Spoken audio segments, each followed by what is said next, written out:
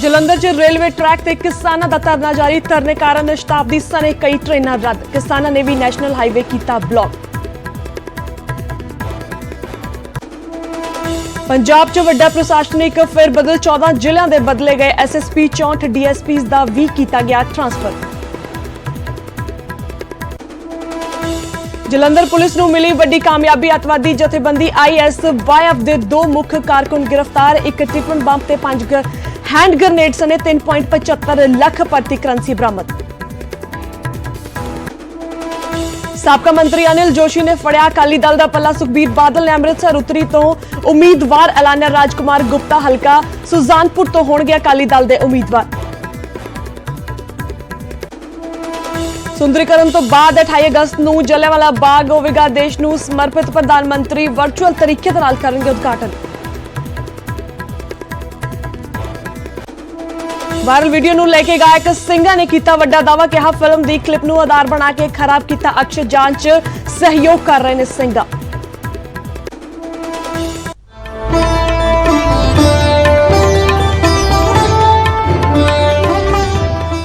सत श्री अकाल। न्यूज़ 18 पंजाब हरियाणा हिमाचल देख रहे तमाम दर्शकों का स्वागत है। मैं हाँ थोड़े नाल मनप्रीत खुल्लर ते बुलेटिन का आगाज करते हैं अज दी पहली खबर दे नाल। जलंधर च रेलवे लाइन ते किसानां दा धरना लगातार जारी है। धरने दे कारण शताब्दी सने कई ट्रेनां रद्द कर दित्तियां गईयां ने। किसानां ने नैशनल हाईवे 1 भी कीता ब्लॉक।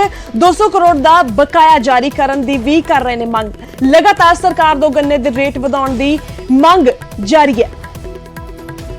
जलंधर दे रेलवे लाइन ते किसानां दा धरना लगातार जारी है। धरने दे कारण शताब्दी सने कई ट्रेनां रद्द ने ते आवाजाही दे विच भी कई दिक्कतां आ रही ने। किसानां ने नैशनल हाईवे 1 भी ब्लॉक कर दिता है। मैंने घर जाना था पर अभी ट्रेन काफ़ी लेट है तो उस वजह से मेरे को दिक्कत आ रही है। मैं अकेली भी हूँ तो फिर प्रॉब्लम है। कहाँ जाना था आपको? कहाँ इस समय आप कहाँ हैं? मैं जलंधर हूँ। मैंने अम्बाला जाना है और अभी एक ट्रेन खड़ी तो है? इसमें नहीं जाना है जो इससे नेक्स्ट है उसमें शताब्दी में जाना है। सर मैं अमृतसर से आ रहा हूँ और मैंने पानीपत जाना है और बहुत ज़्यादा डिस्टर्बेंस आ रही है। मुझे किसानों से कोई प्रॉब्लम नहीं है। मैं कोई किसान फैमिली से बिलोंग नहीं करता।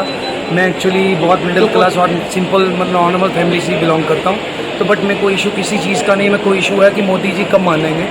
मैं किसानों के साथ में पूरी ट्रेन पूरे ऑल ओवर इंडिया किसानों के साथ है। मुतवाजी जथेदार ध्यान सिंह मंड दे तीजे समन ते कांग्रेस दे मंत्री ते विधायक पेश होए ते मंड नूं जवाब वजों एक चिट्ठी दी। इस चिट्ठी ते कांग्रेसी कैमरे सामने कुछ भी नहीं बोले। उधर मुतवाजी जथेदार ने इस ते 30 अगस्त नूं कई फैसले लैण दी गल कही है।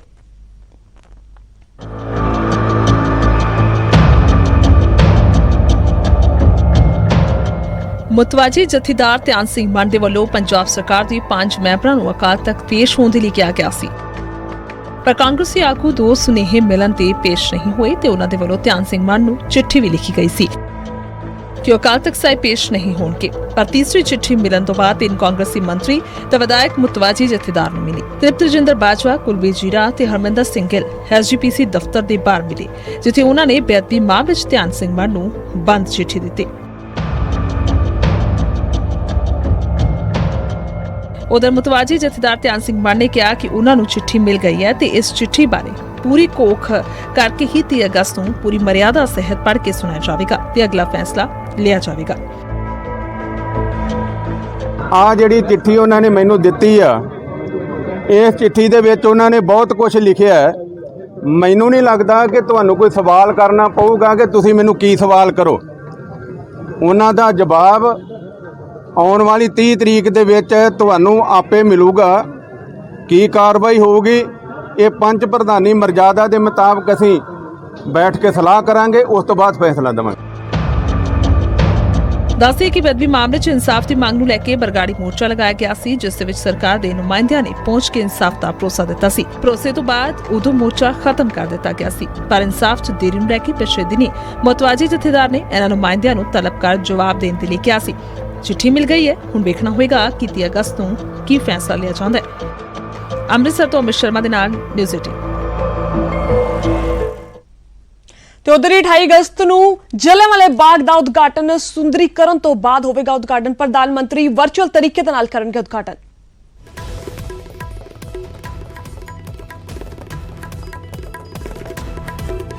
ਅੱਜ ਬੜਾ ਖੁਸ਼ੀ ਦਾ ਦਿਹਾੜਾ ਹੈ ਕਿ ਮੇਰੇ ਲਈ ਤੇ ਮੈਂ ਸਮਝਣਾ ਵਾਂ ਕਿ ਇਹ ਜੀਵਨ ਦਾ ਸਭ ਤੋਂ ਸੁਖਦ ਪਲ ਹੈ ਜਿਹੜਾ ਕਿ ਮੈਂ ਤੁਹਾਡੇ ਨਾਲ ਸ਼ੇਅਰ ਕਰ ਰਿਹਾ, ਤੁਹਾਡੇ ਮਾਧਿਅਮ ਨਾਲ ਦੇਸ਼ ਦੇ 135 ਕਰੋੜ ਦੇਸ਼ ਵਾਸੀਆਂ ਨਾਲ ਸ਼ੇਅਰ ਕਰ ਰਿਹਾ ਵਾਂ ਕਿ ਪ੍ਰਧਾਨ ਮੰਤਰੀ ਨਰਿੰਦਰ ਮੋਦੀ ਜੀ ਦੁਆਰਾ ਜਿਹੜੇ ਚੇਅਰਮੈਨ ਨੇ ਜਲਿਆਂਵਾਲੇ ਬਾਗ ਦੇ, ਉਹਨਾਂ ਨੇ ਦੁਆਰਾ ਜਲਿਆਂਵਾਲਾ ਬਾਗ ਦਾ ਜੋ ਰੈਨੋਵੇਸ਼ਨ ਪ੍ਰੋਜੈਕਟ ਚੱਲਿਆ ਹੈਗਾ ਉਹਦਾ ਸ਼ੁਭਾਰੰਭ 28 ਤਰੀਕ ਨੂੰ ਵਰਚੁਅਲ ਹੋਏਗਾ, ਫਿਜ਼ੀਕਲ ਨਹੀਂ ਹੋਏਗਾ, ਵਰਚੁਅਲ ਹੋਏਗਾ। ਦਿੱਲੀ ਤੋਂ ਪ੍ਰਧਾਨ ਮੰਤਰੀ ਜੀ, ਕਿਉਂਕਿ ਕੋਵਿਡ ਰਿਸਟ੍ਰਿਕਸ਼ਨ ਨਹੀਂ ਹੈ, ਕੋਵਿਡ ਕਰਕੇ ਗਵਰਨਮੈਂਟ ਦੀਆਂ ਗਾਈਡਲਾਈਨਸ ਹੈਗੀਆਂ ਨੇ। ਔਰ ਤੇ ਉਧਰ ਹੀ ਪਾਕਿਸਤਾਨ ਤੋਂ ਭਾਰਤ ਆਏ 51 ਲੋਕ ਲਾਕਡਾਊਨ ਦੀ ਵਜ੍ਹਾ ਕਰਕੇ ਕਈ ਮਹੀਨਿਆਂ ਤੋਂ ਫਸੇ ਹੋਏ ਨੇ। ਇਹ ਲੋਕ ਅਪ੍ਰੈਲ ਤੱਕ ਵੀਜ਼ੇ ਤੇ ਭਾਰਤ ਆਏ ਸਨ, ਪਰ ਅਜੇ ਵੀ ਉਹਨਾਂ ਨੂੰ ਜਲਦੀ ਵਾਪਸੀ ਦੀ ਉਮੀਦ ਨਹੀਂ ਹੈ। ਇਹਨਾਂ ਲੋਕਾਂ ਨੇ ਅੰਮ੍ਰਿਤਸਰ ਦੇ ਡੀਸੀ ਦੀ ਰਿਹਾਇਸ਼ ਤੇ ਪਹੁੰਚ ਕੇ ਮਦਦ ਦੀ ਗੁਹਾਰ ਲਗਾਈ ਹੈ।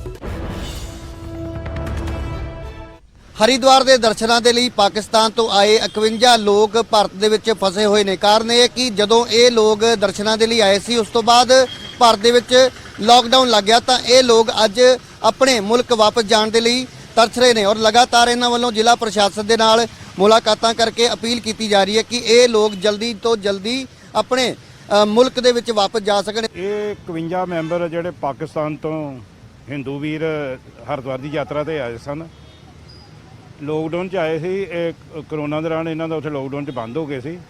ਇਹਨਾਂ ਦਾ ਵੀਜ਼ਾ 4 ਮਹੀਨੇ ਦਾ ਲੱਗਾ ਸੀ, ਪਰ ਨਾਲ ਉਹਨਾਂ ਨੇ ਪਾਕਿਸਤਾਨ ਨੇ ਹਦਾਇਤ ਕੀਤੀ 25 ਦਿਨ ਤੁਸੀਂ ਉੱਥੇ ਸਟੇ ਕਰ ਸਕਦੇ ਹੋ। 25 ਦਿਨ ਤੋਂ ਲੋਕਡਾਊਨ ਕਰਕੇ ਇਹਨਾਂ ਦਾ ਟਾਈਮ ਲੰਘ ਚੁੱਕਾ, ਇਹਨਾਂ ਕੋਲ ਵਾਪਸ ਜਾਣਾ ਮੁਸ਼ਕਲ ਹੋ ਗਿਆ ਸੀ। ਇਸ ਕਰਕੇ ਇਹ ਵਿਚਾਰੇ ਭਟਕਦੇ, ਕਦੀ ਜੋਧਪੁਰ ਕਦੀ ਕਿਤੇ ਕਾਰੋਬਾਰ ਦੇ ਕਰਦੇ ਸਾਡੇ ਕੋਲ ਪਿਛਲੇ ਮਹੀਨੇ ਆਏ ਸੀ। ਉਦੋਂ ਤੋਂ ਲੈ ਕੇ ਇਹਨਾਂ ਦਾ ਅਸੀਂ ਇੱਥੇ ਰਹਿਣ ਦਾ ਇਹਨਾਂ ਦਾ ਅਰੇਂਜਮੈਂਟ ਕੀਤਾ ਸੀ ਦੁਰਗਿਆਣਾ ਮੰਦਿਰ 'ਚ। ਪ੍ਰਧਾਨ ਜੀ ਰਮੇਸ਼ ਚੰਦ ਜੀ ਨੇ ਬੜਾ ਸਾਨੂੰ ਸਹਿਯੋਗ ਦਿੱਤਾ, ਖੰਨਾ ਜੀ ਨੇ, ਪੰਕਜ ਜੀ ਨੇ ਬਹੁਤ ਸਹਿਯੋਗ ਦਿੱਤਾ। ਉਦੋਂ ਦਾ ਇਹਨਾਂ ਨੂੰ ਆਪਣੇ ਕੋਲ ਠਹਿਰਾਇਆ ਸੀ। ਹੁਣ ਇਹ ਕਹਿੰਦੇ ਵੀ ਸਾਡੇ ਜਾਣ ਦਾ ਅਰੇਂਜਮੈਂਟ ਕੀਤਾ ਜਾਵੇ, ਡੀ ਸਾਹਿਬ ਨੂੰ ਮਿਲਣ ਆਏ ਸੀ, ਤੇ ਸਾਡਾ ਰਹਿਣ ਦਾ ਕੋਈ ਅਰੇਂਜਮੈਂਟ ਵਧੀਆ ਕੀਤਾ ਜਾਵੇ ਜੀ। ਅੱਜ ਫਿਰ ਸਾਡੀ ਪ੍ਰਧਾਨ ਜੀ ਨਾਲ ਗੱਲ ਹੋਈ ਆ ਡੀਸੀ ਸਾਹਿਬ ਦੀ, ਇਹਨਾਂ ਨੂੰ ਅਸੀਂ ਉੱਥੇ ਠਹਿਰਾਉਣ ਲੱਗੇ। अब जो गवर्नमेंट जो है कोशिश कर रही है हमें भेजने की, पाकिस्तान गवर्नमेंट जो एम्बेसी है उससे भी हमारी बात हुई है, तो एम्बेसी वालों ने भी कोशिश जो है वो भी लगे वो बोल रहे हैं कि जल्दी से जल्दी भेजेंगे आपको। ਕੈਮਰਾਮੈਨ ਹਨੀਸ਼ ਕੁਮਾਰ ਦੇ ਨਾਲ ਰਾਜੀਵ ਸ਼ਰਮਾ, ਨਿਊਜ਼ 18 ਅੰਮ੍ਰਿਤਸਰ। ਤੇ ਉਧਰ ਹੀ ਆਸਟ੍ਰੇਲੀਆ ਦੇ ਵਿੱਚ ਸਕੂਲ 'ਚ ਕਿਰਪਾਨ ਤੋਂ ਪਾਬੰਦੀ ਹਟਾ ਦਿੱਤੀ ਗਈ ਹੈ। ਸਿੱਖ ਬੱਚੇ ਫਿਰ ਕਿਰਪਾਨ ਪਾ ਕੇ ਜਾ ਸਕਣਗੇ ਸਕੂਲ। ਐਸਜੀਪੀਸੀ ਪ੍ਰਧਾਨ ਜਗੀਰ ਕੌਰ ਨੇ ਸਵਾਗਤ ਕੀਤਾ ਹੈ। ਸੂਬੇ ਨਿਊ ਸਾਊਥ ਵੇਲਸ 'ਚ ਲਗਾਈ ਗਈ ਹੈ ਆਰਜ਼ੀ ਪਾਬੰਦੀ। ਸਿੱਖ ਬੱਚੇ ਨੇ ਦੂਜੇ ਵਿਦਿਆਰਥੀ ਨੂੰ ਕਰ ਦਿੱਤੀ ਸੀ ਜ਼ਖਮੀ। ਸਿੱਖ ਬੱਚੇ ਨੇ ਦੂਜੇ ਬੱਚੇ ਨੂੰ ਜ਼ਖਮੀ ਕਰ ਦਿੱਤਾ, ਜਿਸ ਤੋਂ ਬਾਅਦ 6 ਮਈ ਦੀ ਘਟਨਾ ਤੋਂ ਬਾਅਦ ਲਗਾਈ ਗਈ ਸੀ ਰੋਕ।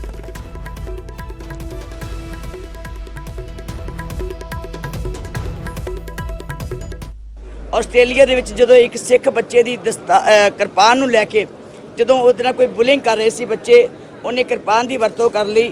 ਉਹਦੇ ਕਰਕੇ ਜਿਹੜਾ ਕਾਨੂੰਨੀ ਤੌਰ ਤੇ ਉਹਦੇ ਤੇ ਐਕਸ਼ਨ ਲੈਣਾ ਚਾਹੀਦਾ, ਉਹ ਕੇਸ ਚੱਲ ਰਿਹਾ। ਲੇਕਿਨ ਇਹ ਬਿਆਨ ਕਰ ਦਿੱਤੀ ਗਈ ਸੀ ਕਿ ਉਹਦੀ ਕਿਰਪਾਨ ਉਹ ਪਹਿਨ ਨਹੀਂ ਸਕਦੇ, ਸਿੱਖ ਪਹਿਨ ਨਹੀਂ ਸਕਦੇ।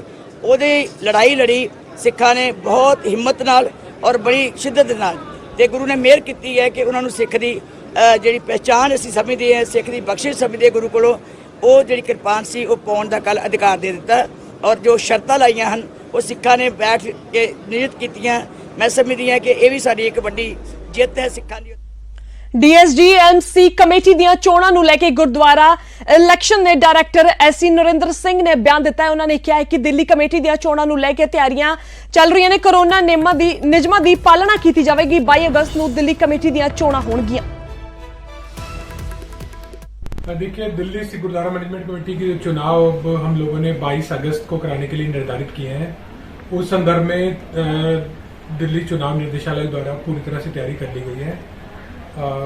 दिल्ली में आपको जैसे बताया जा रहा है कि 556 हमारे पोलिंग बूथ रहेंगे और वो 230 डिफरेंट लोकेशन पर हैं, और इसमें से कुछ हमारे सेंसिटिव और हाइपर सेंसिटिव भी लोकेशन है। ये 59 लोकेशन हैं, उन पे हम स्पेशल माइक्रो ऑब्जर्वर और वीडियोग्राफी उनकी स्पेशल करा रहे हैं। इसके अलावा दिल्ली पुलिस के साथ हमारी रेगुलर मीटिंग्स हो गई हैं सिक्योरिटी पर्पस के लिए, और पूरी तैयारी कर ली गई है। कोविड तो उधर ही सरकार दी खेत मजदूरां ते भूमिहीन किसानां नूं सौगात है 520 करोड़ दा कर्जा कीता माफ। सीएम कैप्टन ने वंडे कर्जा माफी दे सर्टिफिकेट।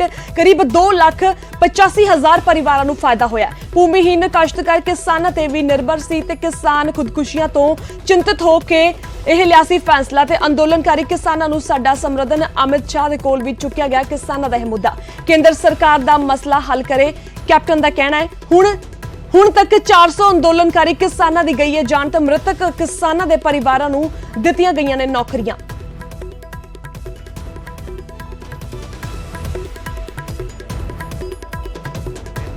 एक दिन नहीं हुंदा सी कि अखबारां 'ਚ नहीं आउंदा सी कि किथे आत्म हत्या किसी किसान ने इधर कर ली, किते उधर कर ली, किसी फाजिलका 'ਚ होगी, बठिंडे होगी, मानसा होगी, संगरूर होगी। रोज़ ही अपना ये काम हुंदा सी। कर्जे दे हेठ दबे होए, उधर बैंकां दा दबाओ, पुलिस दा दबाओ, इस चीज़ां दे नाल ते असीं उदों आउंदे सारी शुरुआत कीती देखण नूं कि है किन्ने अपने कोल। और ये देखा कि 32 लाख रूरल हाउस होल्ड ने पिंडां दे विच लोग 32 लाख परिवार रहिंदे ने जिन्हां दे घर ने उत्थे। और किसानां दी फसल खराब हो जाती सी, कोई हड़ आ जाता सी, अग लग जाती सी, कुछ हो जाता सी तो इन्हां दी रोटी भी जाती सी नाल दे नाल। कर्जा लई जाते सी सारे लोग। तो ये वास्ते कदम सानू चकने पे कि जेड़े अपने डेट एक कर्जा असीं माफ़ करना है तो आपां नूं हिस्से बनाने पैणगे।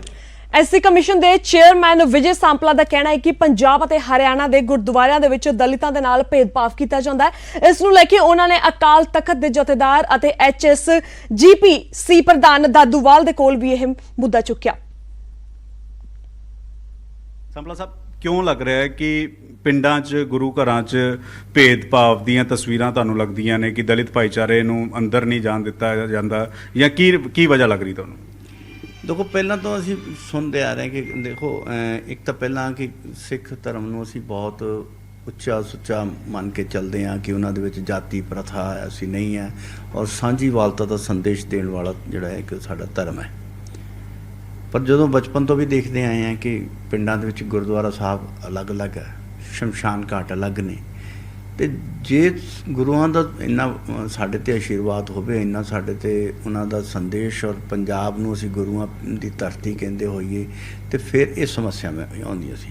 ਪਰ ਹੁਣ ਇਸ ਤੋਂ ਅੱਗੇ ਵੀ ਵੱਧ ਕੇ ਸਾਨੂੰ ਕੁਝ ਘਟਨਾਵਾਂ ਦੀ ਜਿਹੜੀਆਂ, ਕਿਉਂਕਿ ਜਦੋਂ ਦਾ ਮੈਂ ਚੇਅਰਮੈਨ ਬਣਿਆ ਤੇ ਬਹੁਤ ਸਾਰੀਆਂ ਜਿਹੜੀਆਂ ਘਟਨਾਵਾਂ ਸਾਨੂੰ ਦੇਖਣ ਨੂੰ ਵੀ ਮਿਲੀਆਂ, ਲੋਕ ਆਣ ਕੇ ਮਿਲਦੇ ਵੀ ਹੈ ਔਰ ਵਿਸ਼ੇਸ਼ ਰੂਪ 'ਚ ਮਾਝਾ ਔਰ ਮਾਲਵਾ ਇਹਦੇ 'ਚ ਪ੍ਰਮੁੱਖ ਰੂਪ 'ਚ ਦਿਖਦੇ ਨੇ ਕਿ ਮਜ਼੍ਹਬੀ ਜਿਹੜੇ ਸਾਡੇ ਵੀਰ ਨੇ ਜਿਨ੍ਹਾਂ ਨੂੰ ਮਜ਼੍ਹਬੀ, ਜਦਕਿ ਜਦੋਂ ਜਾਤ ਪਾਤ ਹੀ ਨਹੀਂ ਤੇ ਮਜ਼੍ਹਬੀ ਕਹਿਣਾ ਵੀ ਗਲਤ ਹੈ, ਉਹਨਾਂ ਨੂੰ ਮਜ਼੍ਹਬੀ ਨੇ ਕਿਹਾ ਔਰ ਉਹਨਾਂ ਦੇ ਉੱਤੇ ਹੁਣ ਗੁਰਦੁਆਰਾ ਸਾਹਿਬ ਦੇ ਵਿੱਚ ਬਹੁਤ ਸਾਰੀ ਜਗ੍ਹਾ 'ਤੇ ਪਾਬੰਦੀ ਲਗਾਤੀ ਔਰ ਐਸੀਆਂ ਘਟਨਾਵਾਂ ਵੀ ਸਾਹਮਣੇ ਦੇਖਣ ਨੂੰ ਆਈਆਂ ਕਿ ਕਿਸੇ ਦੇ ਪਰਿਵਾਰ ਦੇ ਵਿੱਚ ਕਿਸੇ ਦੀ ਮ੍ਰਿਤੂ ਹੋ ਗਈ ਔਰ ਮਰਗ ਦੇ ਭੋਗ ਦੇ ਉੱਤੇ ਉਹ ਜਦੋਂ ਗ੍ਰੰਥ ਸਾਹਿਬ ਦਾ ਪਾਠ ਚੱਲ ਰਿਹਾ ਤਾਂ ਰਾਤ ਵਿੱਚ ਹੀ ਪਾਠ ਰੁਕਵਾ ਕੇ ਤੇ ਗੁਰੂ ਮਹਾਰਾਜ ਦਾ ਜਿਹੜਾ ਪ੍ਰਕਾਸ਼ ਕੀਤਾ ਸੀ ਉਸ ਨੂੰ ਉੱਥੋਂ ਲੈ ਗਏ। ਸੋ ਐਸੀਆਂ ਘਟਨਾਵਾਂ ਜਿਹੜੀਆਂ ਅਸੀਂ ਬਹੁਤ ਸਾਰੀਆਂ ਆਈਆਂ ਉਹ ਮੈਂ ਉਹਨਾਂ ਨਾਲ ਸਾਂਝੀਆਂ ਕੀਤੀਆਂ ਸੀਗੀਆਂ ਆਪਣੇ ਅਕਾਲ ਤਖਤ ਦੇ ਜਥੇਦਾਰ ਨਾਲ ਔਰ ਇਹ ਸਮੱਸਿਆਵਾਂ ਇਕੱਲੇ ਇੱਥੇ ਹੀ ਨਹੀਂ ਸੀ ਕਿਉਂਕਿ ਬਾਬਾ ਬਲਜੀਤ ਸਿੰਘ ਜੀ ਦਾਦੂਵਾਲ ਜਿਹੜੇ ਉਹ ਹਰਿਆਣਾ ਗੁਰਦੁਆਰਾ ਪ੍ਰਬੰਧਕ ਕਮੇਟੀ ਦੇ ਜਿਹੜੇ ਆ ਉਹ ਪ੍ਰਧਾਨ ਨੇ ਤੇ ਉਹਨਾਂ ਦੇ ਧਿਆਨ 'ਚ ਵੀ ਕਿਉਂਕਿ ਹਰਿਆਣਾ ਦੀ ਵੀ ਕੁਝ ਸਮੱਸਿਆਵਾਂ ਸਾਡੇ ਸਾਹਮਣੇ ਆਈਆਂ ਸੀ ਔਰ ਉਹਨਾਂ ਨੂੰ ਅਸੀਂ ਸਮੱਸਿਆ ਨੂੰ ਬਕਾਇਦਾ ਉਹਨਾਂ ਦੇ ਸਥਾਨ ਦੇ ਅਨੁਸਾਰ ਉਹਨਾਂ ਨੂੰ ਦਿੱਤੇ ਕਿਉਂਕਿ ਮੈਂ ਮੀਡੀਆ ਦੇ ਵਿੱਚ ਉਸ ਸਥਾਨਾਂ ਨੂੰ ਪ੍ਰਚਾਰਿਤ ਨਹੀਂ ਕਰਨਾ ਚਾਹੁੰਦਾ ਕਿਉਂਕਿ ਇਹਦੇ ਨਾਲ ਥੋੜ੍ਹਾ ਜਿਹਾ ਵਿਤਕਰੇ ਨਾ ਵਧਣ, ਪਰ ਉਹਨਾਂ ਦੇ ਧਿਆਨ 'ਚ ਜੋ ਲਿਆਉਣੀਆਂ ਚਾਹੀਦੀਆਂ ਸੀ ਉਹ ਮੈਂ ਲਿਆਂਦੀਆਂ ਔਰ ਇਹੀ ਮੈਂ ਜਦੋਂ ਦਾਦੂਵਾਲ ਸਿਰਸਾ ਸਾਹਿਬ ਨੂੰ ਮਿਲਣ ਲਈ ਗਿਆ ਸੀ ਤੇ ਸਿਰਸੇ ਮੈਨੂੰ ਮੇਰਾ ਕਿਸਾਨਾਂ ਨੇ ਵਿਰੋਧ ਕੀਤਾ ਸੀ ਜਦਕਿ ਉਹਨਾਂ ਦਾ ਵਿਰੋਧ ਕਰਨਾ ਮੇਰਾ ਬਣਦਾ ਵੀ ਨਹੀਂ ਸੀ ਕਿਉਂਕਿ ਮੈਂ ਇੱਕ ਅਨੁਸੂਚਿਤ ਜਾਤੀ ਦੇ ਮਸਲੇ ਲੈ ਕੇ ਜਾ ਰਿਹਾ। ਜੇ ਕਿਸਾਨਾਂ ਦੀਆਂ ਆਪਣੀਆਂ ਸਮੱਸਿਆਵਾਂ ਤਾਂ ਅਨੁਸੂਚਿਤ ਜਾਤੀ ਦੀਆਂ ਵੀ ਸਮੱਸਿਆਵਾਂ ਨੇ ਤੇ ਉਹਨਾਂ ਨੂੰ ਆਪਣਾ ਸਮੱਸਿਆਵਾਂ ਨੂੰ ਰੱਖਣ ਦਾ ਅਧਿਕਾਰ ਹੈ ਤੇ ਅਨੁਸੂਚਿਤ ਜਾਤੀ ਦੀਆਂ ਸਮੱਸਿਆਵਾਂ ਨੂੰ ਰੋਕਣ ਦਾ ਅਧਿਕਾਰ ਨਹੀਂ ਕਿਸੇ ਨੂੰ ਵੀ। ਐਸਜੀਪੀਸੀ ਦੇ ਸਾਹਮਣੇ ਵੀ ਇਹ ਗੱਲ ਰੱਖੀ ਹੈ ਕਿਉਂਕਿ ਐਸਜੀਪੀਸੀ ਦੀ ਵੀ ਜ਼ਿੰਮੇਵਾਰੀ ਬਣਦੀ ਹੈ। ਦੇਖिए ਇੱਥੇ ਕਿਉਂਕਿ ਪੰਜਾਬ ਦੇ ਵਿੱਚ ਅਕਾਲ ਤਖਤ ਦੇ ਜਥੇਦਾਰ ਸਰ ਪ੍ਰਮੁੱਖ ਰੂਪ 'ਚ ਬੈਠਦੇ ਨੇ ਤੇ ਉਹਨਾਂ ਦੇ ਧਿਆਨ 'ਚ ਲਿਆਂਦਾ ਹੈ, ਕਿਉਂਕਿ ਹਰਿਆਣੇ ਦੇ ਵਿੱਚ ਪ੍ਰਮੁੱਖ ਰੂਪ ਦੇ ਵਿੱਚ ਉੱਥੇ ਦੇ ਐਸਜੀਪੀਸੀ ਦੇ ਜਿਹੜੇ ਅਧਿਕਸ਼ ਉਹਨਾਂ ਨੂੰ ਔਰ ਬਾਕੀ ਸੰਤਾਂ ਨੂੰ ਵੀ ਮੈਂ ਸਾਰਿਆਂ ਨੂੰ ਮਿਲਣਾ, ਮੈਂ ਇਹਦਾ ਨਹੀਂ ਹੈ ਕਿ ਵੀ ਮੈਂ ਸਾਰਿਆਂ ਨੂੰ ਇਸ ਮਾਮਲੇ 'ਚ ਮਿਲਣ ਦੇ ਲਈ ਜਿੱਥੇ ਵੀ ਕੋਈ ਮੈਨੂੰ ਅਸੀਂ ਸਾਰਿਆਂ ਨੂੰ ਅੱਜ ਵੀ ਇੱਕ ਸੰਤਾਂ ਨੂੰ ਮਿਲੇ, ਅੱਜ ਕਿਹਨਾਂ ਨਾਲ ਤੁਹਾਡੀ ਮੁਲਾਕਾਤ ਹੋਈ? ਕਿਉਂਕਿ ਸੰਤ ਪ੍ਰੀਤਮ ਸਿੰਘ ਜੀ ਨੇ ਜਿਹੜੇ ਹਾਂਜੀ ਸੁਖਨਾ ਝੀਲ ਦੇ ਨਾਲ ਉਹਨਾਂ ਦਾ ਗੁਰਦੁਆਰਾ ਸਾਹਿਬ ਨੇ ਗੁਰੂ ਸਾਗਰ ਜਿਹੜਾ ਆ ਉਸ ਗੁਰਦੁਆਰਾ ਔਰ ਬਾਬਾ ਪ੍ਰਿਤਪਾਲ ਸਿੰਘ ਜੀ ਜਿਹੜੇ ਉੱਥੇ ਦੇ ਗੱਦੀ ਨਸ਼ੀਨ ਨੇ ਉਹਨਾਂ ਦੇ ਸੰਚਾਲਕ ਕਰਦੇ ਨੇ, ਉਹਨਾਂ ਦੇ ਚਰਨਾਂ 'ਚ ਵੀ ਅਰਦਾਸ ਬੇਨਤੀ ਕਰਨ ਜਾ ਰਹੇ ਹਾਂ। ਕੋਵਿਡ-19 ਮਹਾਮਾਰੀ ਨੇ ਆਪਸੀ ਨਿਰਭਰਤਾ ਦੀ ਭਾਵਨਾ ਨੂੰ ਮਜ਼ਬੂਤ ਕੀਤਾ, ਜਿਸ ਨਾਲ ਪੂਰਾ ਦੇਸ਼ ਇਸ ਮੁਸੀਬਤ ਦਾ ਇਕਜੁੱਟ ਹੋ ਕੇ ਮੁਕਾਬਲਾ ਕਰ ਸਕੇ। ਵੈਕਸੀਨੇਸ਼ਨ ਦੇ ਐਲਾਨ ਤੋਂ ਬਾਅਦ ਜ਼ਰੂਰਤ ਹੋਵੇਗੀ ਕਿ ਅਸੀਂ ਆਪਣਾ ਮੋਹਰੀ ਯੋਗਦਾਨ ਦਈਏ, ਜਿਸ ਨਾਲ ਅਸੀਂ ਇੱਕੋ ਸਮੇਂ ਵਾਇਰਸ ਨੂੰ ਹਰਾਉਣ ਵੱਲ ਕਦਮ ਵਧਾ ਸਕੀਏ। ਤੇ ਨੈਟਵਰਕ 18 ਇਸ ਮੁਹਿੰਮ 'ਚ ਹਰ ਕਦਮ ਤੁਹਾਡੇ ਨਾਲ ਹੋਵੇਗਾ। ਜਦ ਤੱਕ ਸਾਰੇ ਸੁਰੱਖਿਅਤ ਨਹੀਂ ਹੁੰਦੇ, ਉਦੋਂ ਤੱਕ ਕੋਈ ਵੀ ਸੁਰੱਖਿਅਤ ਨਹੀਂ ਹੋਵੇਗਾ। ਇਸ ਸੋਚ ਦੇ ਆਧਾਰ ਤੇ ਕੈਂਪੇਨ ਸੰਜੀਵਨੀ ਦਾ ਉਦੇਸ਼ ਇਹ ਸੁਨਿਸ਼ਚਿਤ ਕਰਨਾ ਹੈ ਕਿ ਵੈਕਸੀਨ ਪਾਉਣਾ ਸਾਰੇ ਭਾਰਤੀਆਂ ਦਾ ਅਧਿਕਾਰ ਹੈ।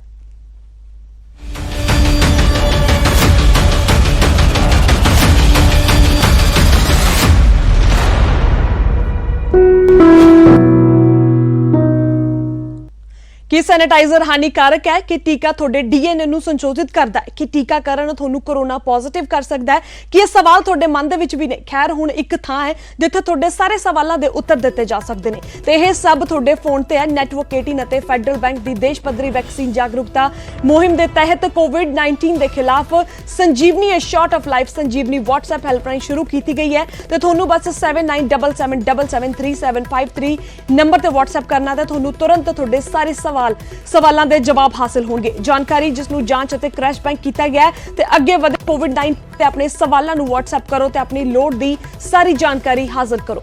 ਨੰਬਰ ਹੈ 7977773753।